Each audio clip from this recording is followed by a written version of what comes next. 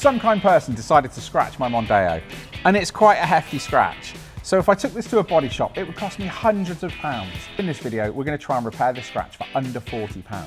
And hopefully this will be good as new. We're going to try using Chip-X to sort that scratch out. I've seen this stuff online for years and I've always thought, is this any good? Is it better than a regular touch-up stick? And I guess this has given us the perfect opportunity to find out whether or not this £40 kit is going to sort that scratch out. What do we get inside the tube?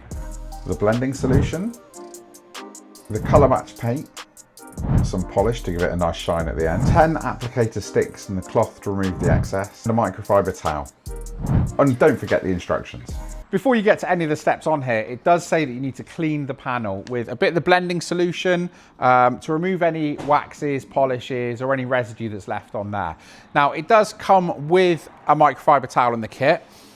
Also, what I didn't notice until I got it out of the bag, it comes with a set of black gloves as well. You might need these to help blend in the paint a little bit later, but we'll come to that. Step 1, painting. Says it right there on the bottle. You need to give this a good shake, especially if your car's metallic, because all the bits could settle to the bottom. And if you want to get a good colour match, you really need to get that mixed up.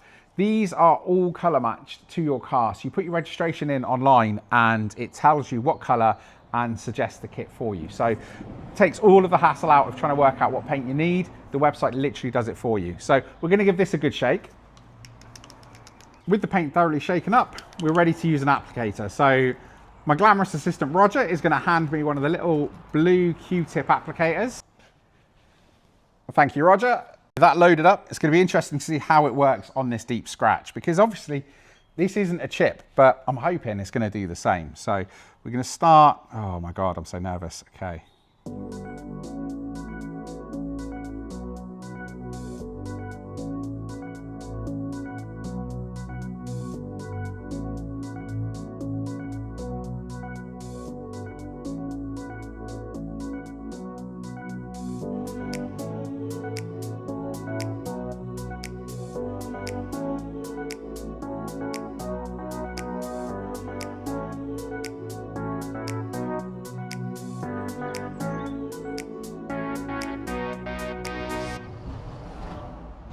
After the first coat, I'm a little bit worried because it looks terrible, but we've got to trust the process. This is what it says, and for deeper scratches, it says you might need to apply a second layer. So having a look at it, so we can see here, obviously that's filled it there, but this is still got a bit of a gouge in it. It looks like it's gone everywhere, but inside the scratch. So we're gonna stick another coat on and see what happens.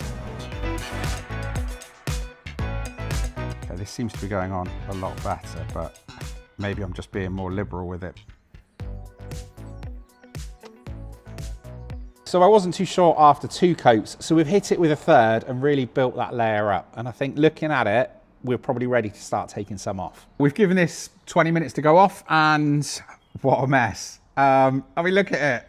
That's horrible. But again, I think we've just got to take it back and see what we're left with. So hopefully, once we use the blending solution on this, we'll get it nice and flat and it will look amazing. We can give it a little polish and it's going to be perfect. Or we'll come to the conclusion that maybe this was a bridge too far for Chip-X to cover. So let's get that blending solution on and see what happens. In the pack, you've got this little, what looks like a glasses cleaning cloth, and you've got a little foam block. So we're going to wrap that around the foam block.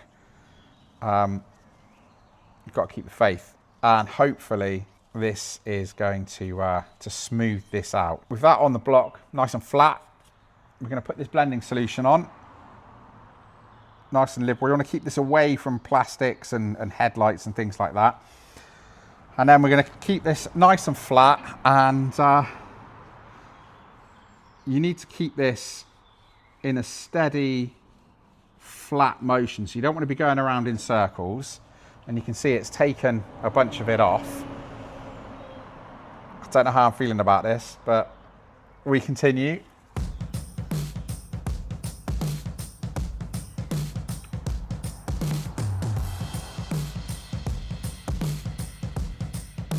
Okay, I mean, it's definitely taking it off.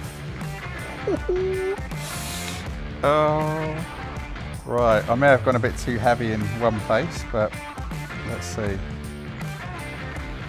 I think I may have pushed a bit too hard in places. Okay. Right, next up, we're going to put some polish on this because I don't think it looks great. So yeah, at this point, I think we're £40 down the drain on this repair, but let's give it a polish. We can always do it again. That's the beauty of it. If we've taken too much out, well, we can go over it again and see if we can build it up a bit nicer. But look, let's have a go. Looking at that, I'm not sold. Maybe I did it wrong. Maybe it's just not designed for this, but I followed the instructions. I don't think I got the result I was looking for. We've still got clearly a visible scratch. I did see in the comments on the last video that someone suggested just getting some touch-up paint on a glove, on your finger, and just wiping it in. Now it's all nice and smooth. We've cleaned it off again. Let's give that a go. I mean, what have we got to lose? Oh my God, that is quite a lot of paint.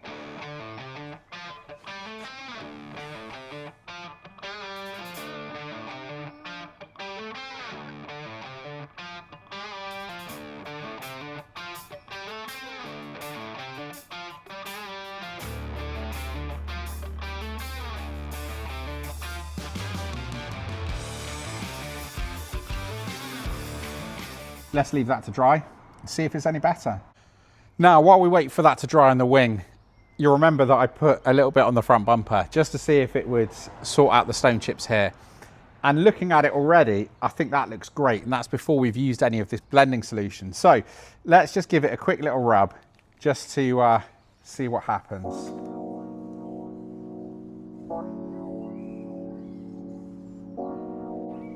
It's not perfect, but it's made a difference. And from a good 5 feet away, you'd probably struggle to see it. Right, now this again doesn't look pretty, but instead of going side to side, and I think it was lifting it out of the ridge, I'm gonna try up and down because hopefully it will deposit the paint on the ridge. But look, we'll soon find out, I guess.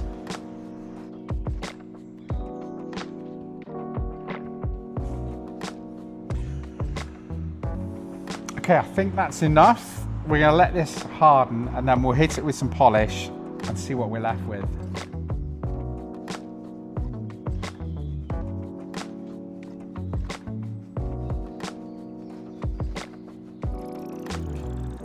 What a mess. Okay, so we've got a lot of leftover that we didn't fully clean off with the blending solution. So I think maybe I'll run the blending solution over it one more time, or maybe I'll just hit it with the polisher. But it looks a bit better, but it's not good. Last attempt, we got the polish. We're going to hit it with the polish again and just see if we can make this look right. I mean, I'm looking at it and I think it just looks like a mess. I can't get it to work how it's supposed to. And that could be that this product isn't designed for deep scratches on vertical surfaces, or it could be I just haven't got the talent for it. I don't know, what do you think?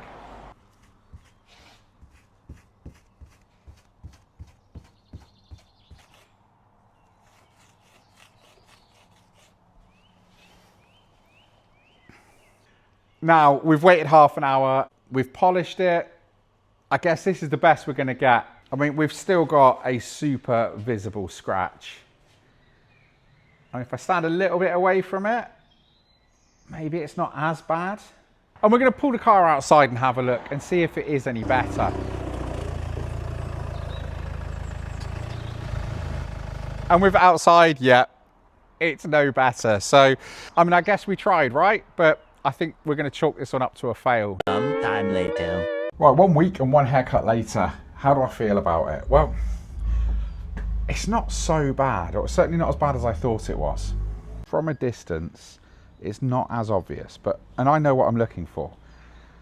It's not perfect by any stretch, but it's not so bad. But can I do any better with a touch-up stick that cost about £7 from Halfords? Well, let's give it a go. You'll probably notice straight away that this has got a really fine tip, like a pen, as well as the brush if you were to twist it off. Unlike Chip-X, which has got that big fat Q-tip, so you really don't have control of where the paint's going. And a day later, once it's had a chance to harden, I think it's still super obvious. So we're back where it all started. We're back at Roger's unit, and how does it look? The Halfords touch-up pen has had a chance to dry. at certain angles, it's not as bad as it was, but it's still not great. So I'm going to try polishing it with the machine polisher, and I think that's the best I'm going to get. So let's see how that comes out. Now, this is probably way too much polish, but I'm not a bodywork guy. And I think that's obvious.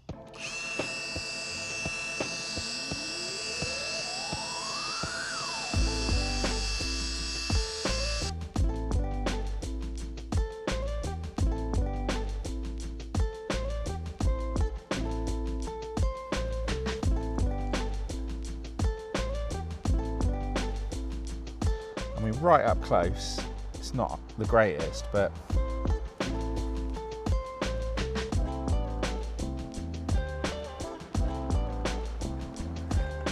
and I think that's the best I'm going to get it. Maybe you could wet sand it if you knew what you're doing.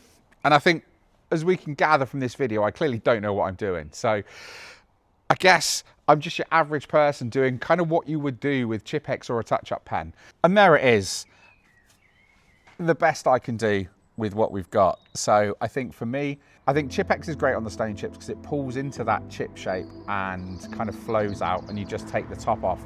But for scratches, especially on vertical surfaces, I just don't think it blends particularly well. And I think because the head on the applicator is so big, it kind of goes everywhere. Whereas the touch-up pen from Halfords had that fine little tip that could get into the crack in the paint. And with a little squeeze, you're almost filling that gap as you go. So I think for me, the £7 touch-up stick did a way better job of the big scratch than a £40 kit from Chip-X. But what do you think? Could I have done it better? Probably. Have you used Chip-X and got better results than me? Let me know in the comments. I'd love to know. But with that in mind, guys, thanks ever so much for watching, and I'll see you on the next one.